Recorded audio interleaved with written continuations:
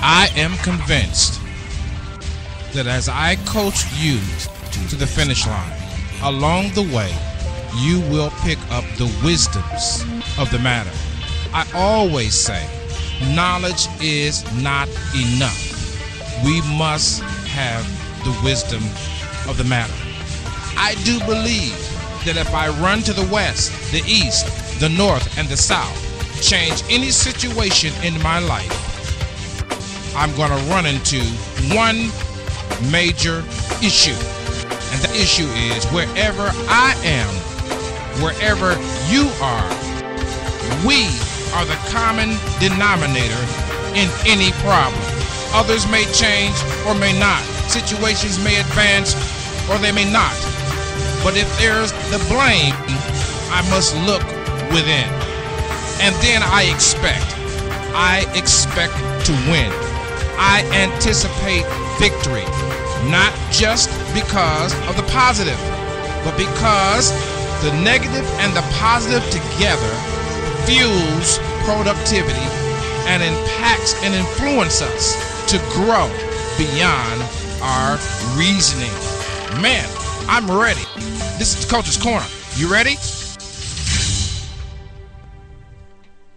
Well, welcome aboard. My name is Marcus Slett. Assuredly, I have many issues in my personal and professional life, steady growing every single day.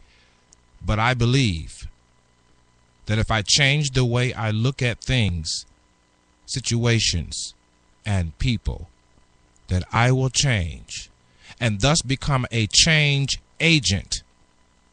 A change agent that thrusts others to consider their ways or move out of the way. That's just what I believe. My name is Marcus Slett. Welcome to the Coach's Corner, and we're in a new season, a new environment. We are in the new dimension. And yes, we're continuing on with our For More for Life campaign as we move forward in day number, I believe, 23, day 23. And today we want to talk about your Lifestyle Campaign Ads. If you want to go back, now I suggest highly before this series goes on sale while it is free. While it is free, you may want to go back and wherever you see 4M4L and often 4M4LC, you want to download those because in a bit they're going to be on sale as the Coaches For More for Life campaign thrust for those who want 30 days towards change, 60 days of evaluation, and 90 days to keep the change that we believe in.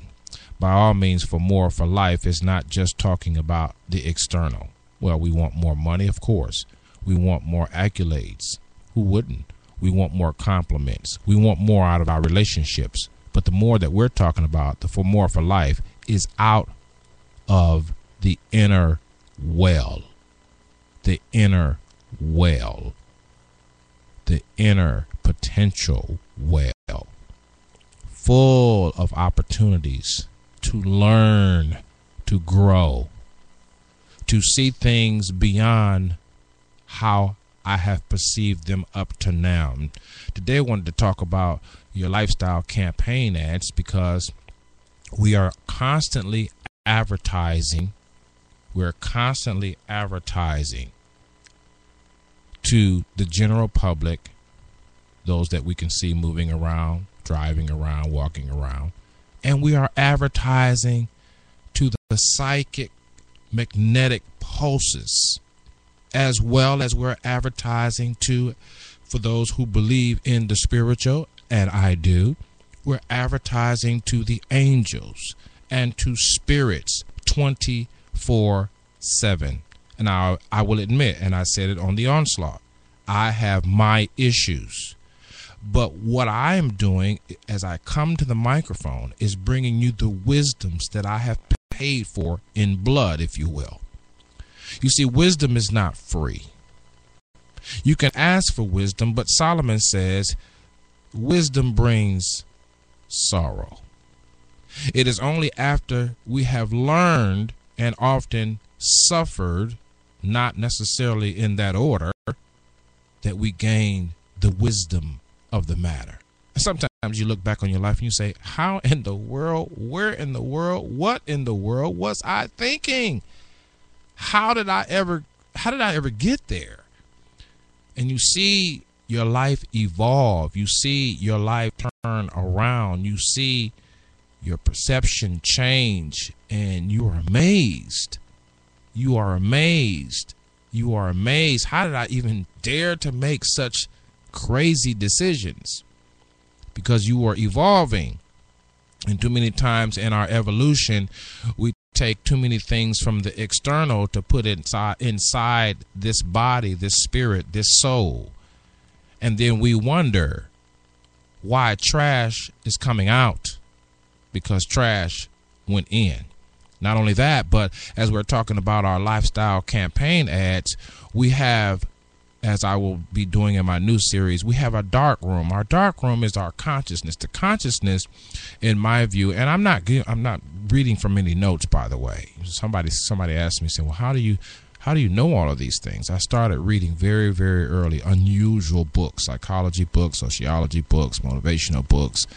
And a lot of these things are really, truly things that I believe deep down in my heart. So the dark room, I had experience actually with the dark room. The dark room, I worked at an art store, and when I would take my break, I would go into the dark room after eating and just close my eyes and try to collect myself, as I thought I was doing at the time.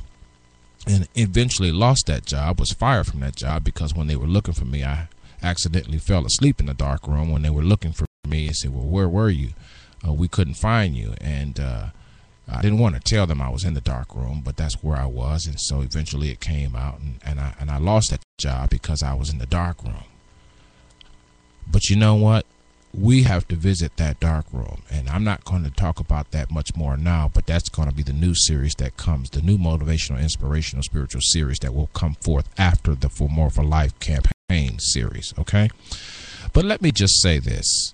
Suffice to say that my campaign ads that I am disseminating from my lifestyle emanate from the dark room. The dark room, the subconscious, where I am developing every single day, every single moment, unaware, and often, more often than not, involuntarily developing what I want and what I don't want. You see, really the conscious mind, in my view, is a tool. It is really a tool. It is like a wash machine, if you will. It could be like a wash machine. It could be like a dryer. It could be like a dishwasher. Because it is possible, when we face the truth about who we are, what we are, and where we're going, where we've been, it is possible to forecast a better tomorrow intentionally from the conscious. But we cannot deny, as I always have said in the past, the obstacles that will oppose your conscious intention come from your subconscious mind. I'll say that again.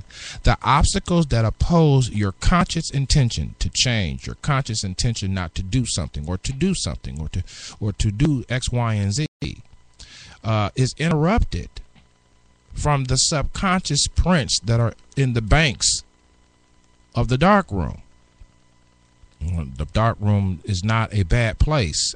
Just because it says dark, it's not a bad place. It's just a place that few, if any, have access to. I'll tell you who have access to it. You have access to it, parts of it anyway. Those who are trained to discern between good and evil, knowledge and wisdom, academia, intelligence, and reasoning versus spiritual quest and thirst and hunger for a inner peace. And I could go on and on and on. But just everybody doesn't have access to your dark room blatantly up front. But we give them access to our dark room every day without realizing it. And that is a different type of conversation we'll have to have. We give them access magnetically, I think. Magnetically, we give them access, because what happens is the signals of our lifestyle emanate not from the conscious intention, but from the subconscious bed. That which has been settled, signed. When things reach to your conscious mind, they've been signed, sealed, and delivered. And so, to today's topic, the lifestyle campaign ads. What are you advertising?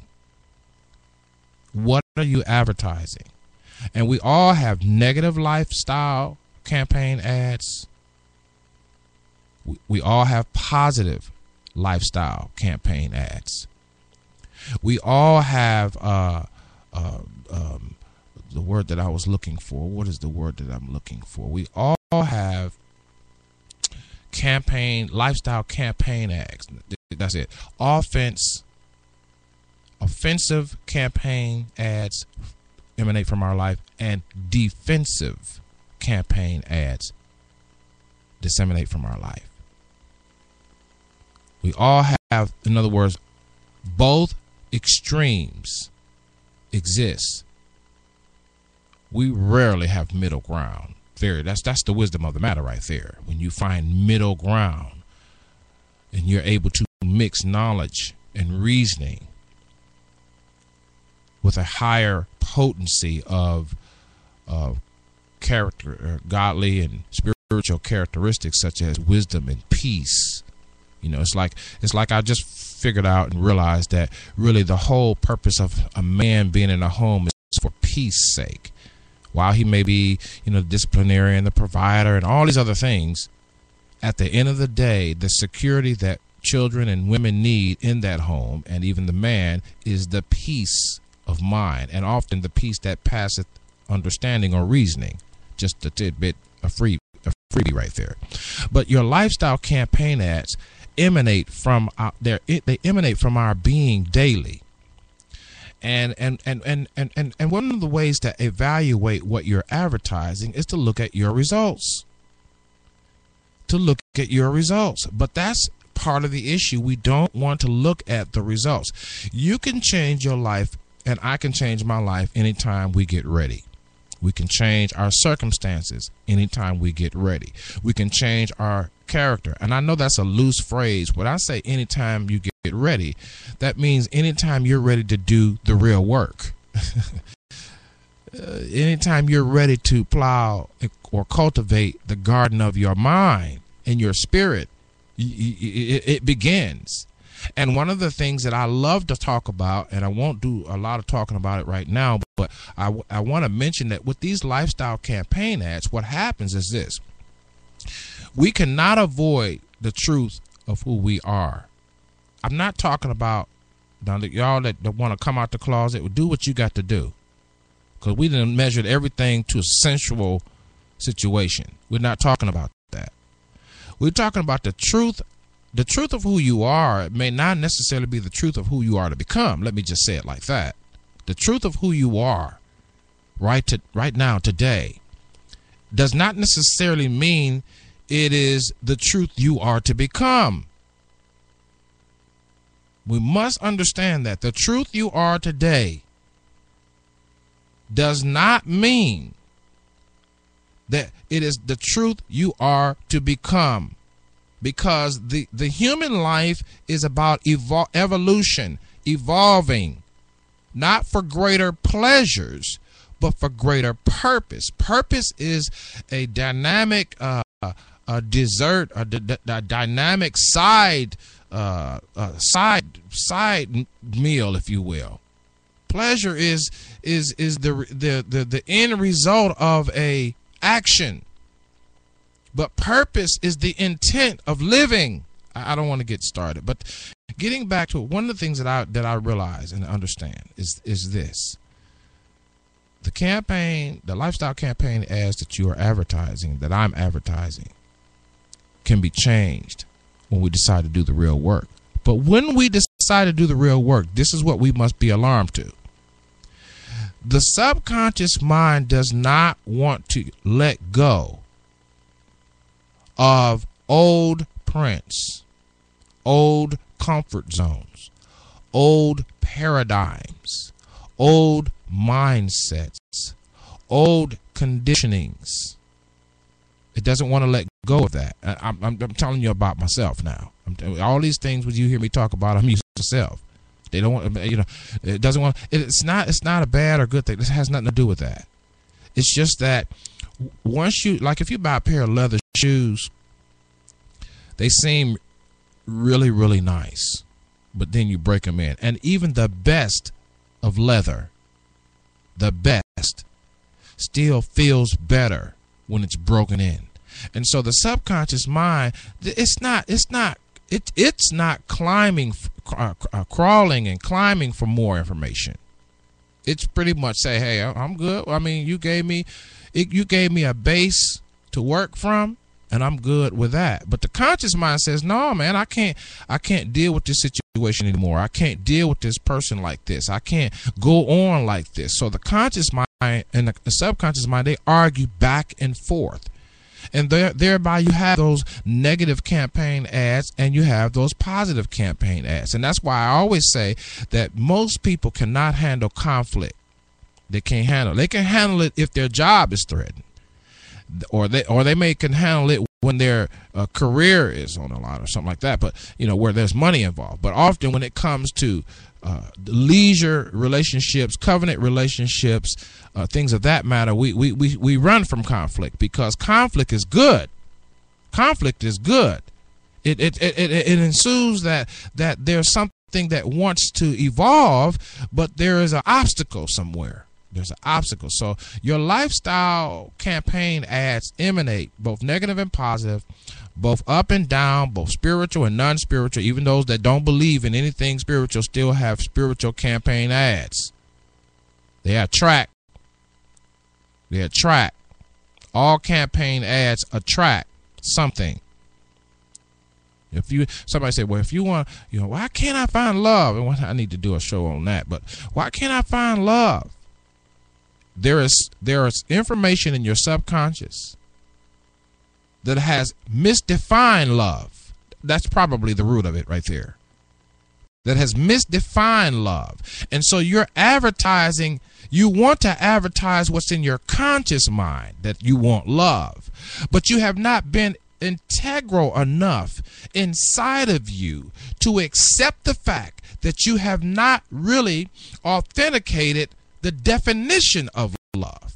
See, if you want a booty call in your subconscious, in your conscious mind, you want love, but in your subconscious, in your conscious mind, you want love and relationship and covenant. All right, take the covenant out, just love and relationship. That's a whole nother topic.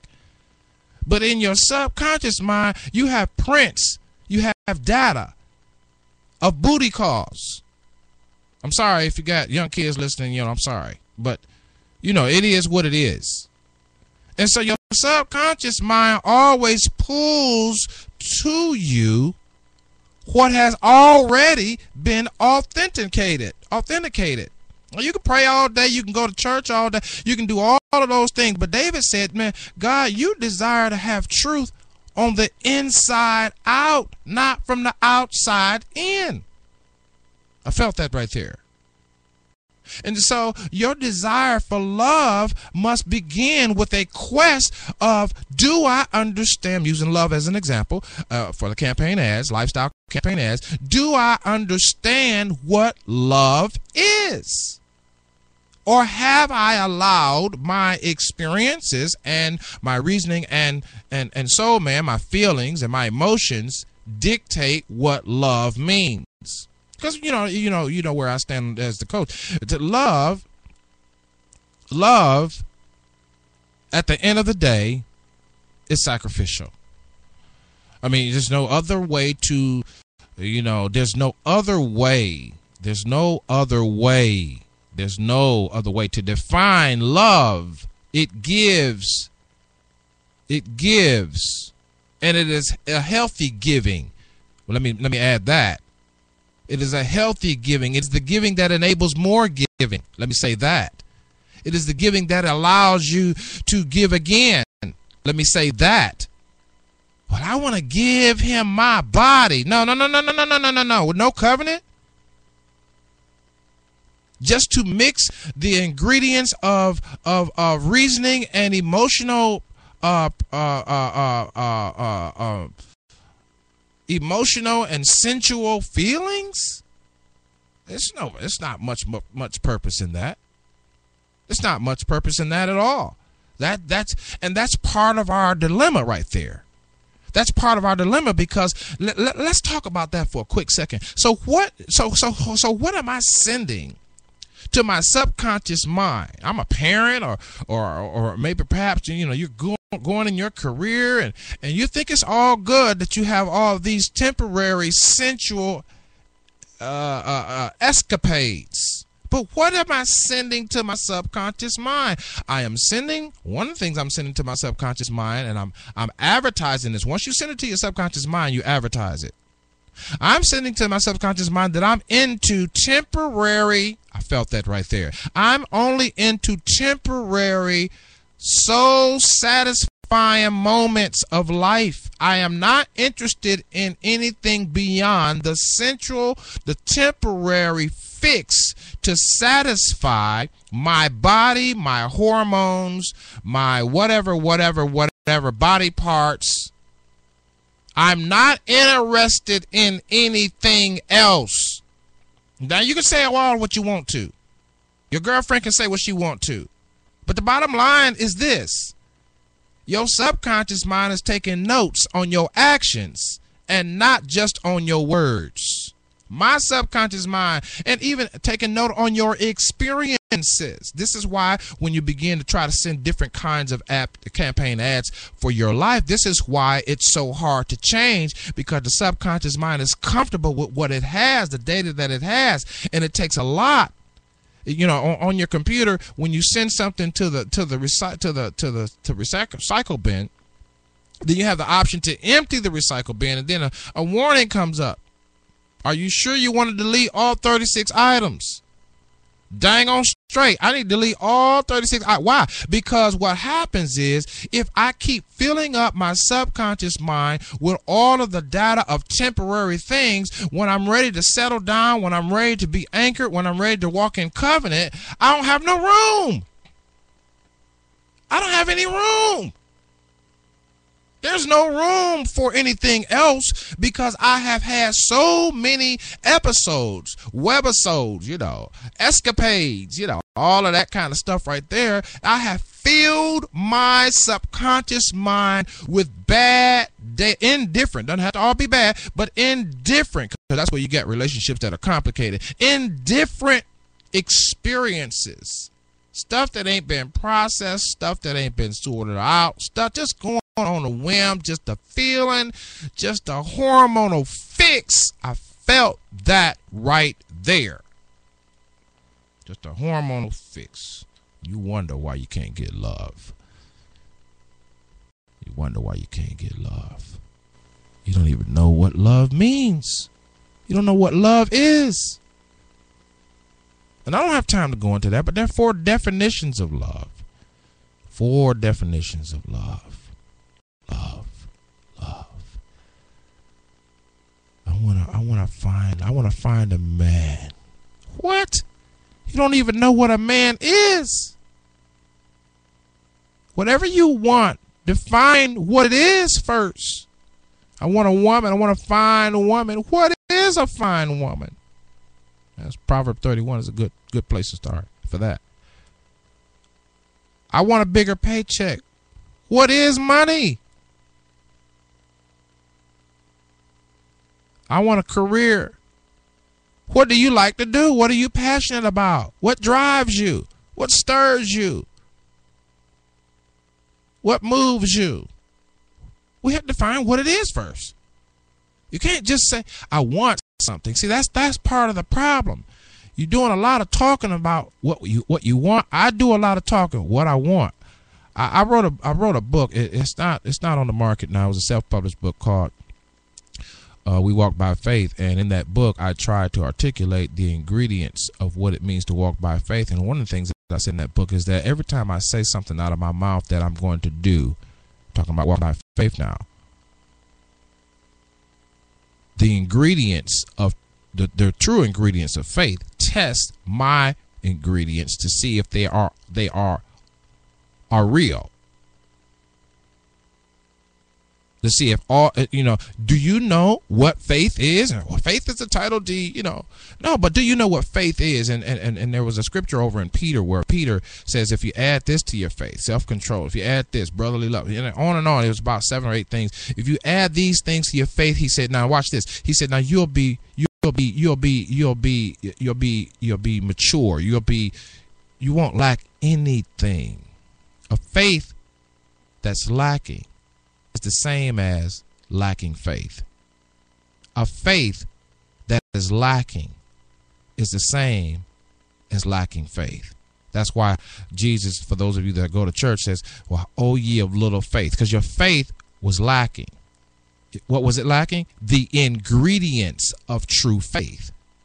Now, when somebody say, well, what is the faith is the title deed? Well, see, that's the end result of the ingredients having been authentic,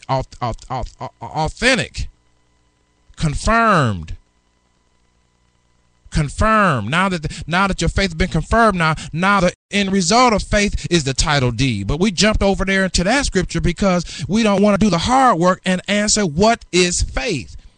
What is faith? Well, faith is calling those things that be not as though they are. And I'm still talking about what we advertise. Now I'm talking about what we advertise. I'm talking about what we advertise. So we got a whole lot of issues. We got a whole lot of issues on what we advertise. We advertise we walking by faith, but the ingredients are false. So you got some false ingredients in there. You got some brand name in there, but then you got some off brand in there. Come on now. I need some help right there. And so you advertising you walking by faith, but really you walking by foolishness because your ingredients are not real. And you may get the peripheral of what you say you're going to get, but you can't keep it or maintain it or go any higher or go any deeper or go any further. That one thing that you end up getting ties you down, trips you out, and on and on and on. And guess what? Because you advertise that. You advertise that. You in other words, the bottom line to what I'm saying today is this. We got to be real from the inside out, not from the outside in. You can hear me all day long. The only reason why you're hearing me is because I've got to get you to think from the inside out and not just from the outside in. You're hearing me, but are you hearing your subconscious that's telling you got issues, you got problems, you're sending the wrong signals, you are the common denominator in every situation. You can't blame him, you can't blame her. I got to get out of here. We going the new is gonna go a little longer than what we've been going, but I got to get ready to go. Because I just got to go. I can't do. Sometimes I can't do this. It's too much for me sometimes. How pretentious we have learned to be is absolutely flabbergasting. How pretentious we have learned to live is absolutely out of this world. I cannot believe how pretension is good for surviving of situations and circumstances and calamities and catastrophes and all of that. But we have taken on pretentiousness as a lifestyle, and we are not real through and through. If you want to be real, look at the results that you are getting. If you want better results, look inside. It's not him. It's not her. You attracted her to you. You attracted him to you. You attract a job to you. Attract money to you. And I'm not talking about the law of attraction, but the law of attraction is part of it. I'm talking about the law of authenticity of who you really are and who you should be becoming. I got to go. I got to go because I can't do this anymore. I got to go. I'm out of time. There is no better place than to start right here and right now, authenticating who you are to become, not just who you are. You're going to be disappointed with who you are. You're going to find, man, I really need help. I really need some assistance. And you know what I say? You can't even manage change by yourself. You got to have some help. You can't even go to a venture, a project without advice. No man is an island. No man is an island. I'm just, I didn't push myself to the edge. I didn't push myself to the edge. I can barely take it because I believe in you. I believe in you. I believe you can do this. You can do better. But you and I have to face the real fact that there's something on the inside of me. Maybe 1, 2, 3, 4, 5, 6, 7, 8, 9, 10 things on the inside of me. Maybe 11, 12, 13, 14, 15, 16, 17, 18, 19 things on the inside of me. Maybe 100, 200, 300, 400, 500 things inside of me. But the bottom line is that if I face me with the help of God, I can do and be better than I am right now. This has been the Coach's Corner. See you next time.